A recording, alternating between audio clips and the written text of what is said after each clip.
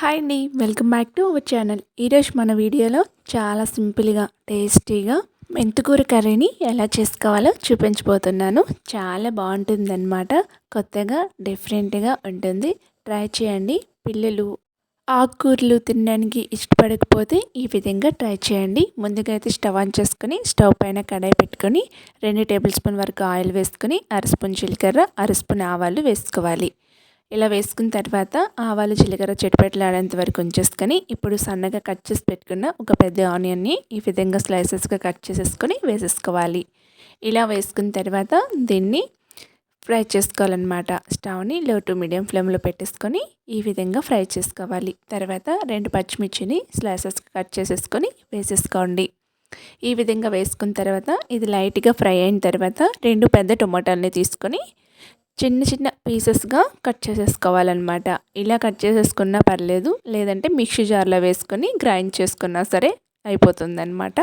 So ఇక్కడ నేనైతే సన్నగా కట్ చేసేసుకొని వేసుకుంటున్నాను. ఈ విధంగా వేసుకోవాలన్నమాట. ఇలా వేసుకున్న తర్వాత దీనిపైన కొంచెం సాల్ట్ని వేసుకొని ఈ ఆనియన్స్ టమాటో చక్కగా మగ్గే విధంగా మనం సాల్ట్ని కొంచెం వేసుకొని ఒకసారి బాగా మిక్స్ చేసేసుకొని దీనిపైన మూతను పెట్టేసుకోవాలి. అంతకంటే ముందుగా మీ అందరికీ చిన్న రిక్వెస్ట్ అండి.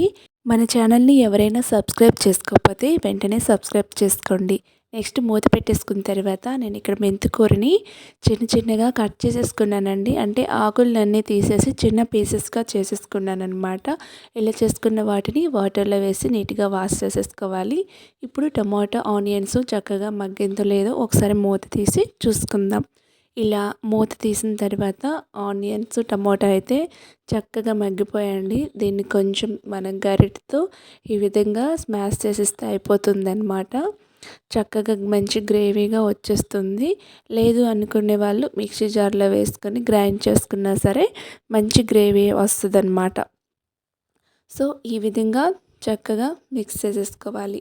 ఇప్పుడు మన వాటర్లో నీట్గా వాష్ చేసి పెట్టుకున్న మెంతికూరని ఇప్పుడు వేసేసుకోవాలండి.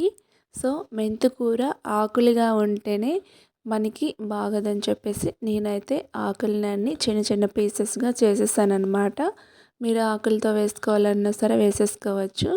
ఇప్పుడు ఈ మెంతికూర వేసిన తర్వాత చక్కగా ఈ టమోటో గ్రేవీలోకి కలుపుకోవాలన్నమాట. ఈ విధంగా ఇలా కలిపిన తర్వాత చక్కగా స్టవ్ని లో ఫ్లేమ్లో పెట్టుకుని ఈ మెంతికూరని కూడా చక్కగా మగ్గించుకోవాలి. అప్పుడే టేస్ట్ చాలా బాగుంటుంది. ముందుగా అయితే మనం సాల్ట్ అయితే వేసాం కదా, కొంచెం చూసుకొని మళ్ళీ ఇప్పుడు ఇందులోకి సాల్ట్ని వేసుకోండి. నెక్స్ట్ అర స్పూన్ వరకు కారం వేసుకోండి, ఎందుకంటే పచ్చిమిర్చి వేస్తారు కాబట్టి.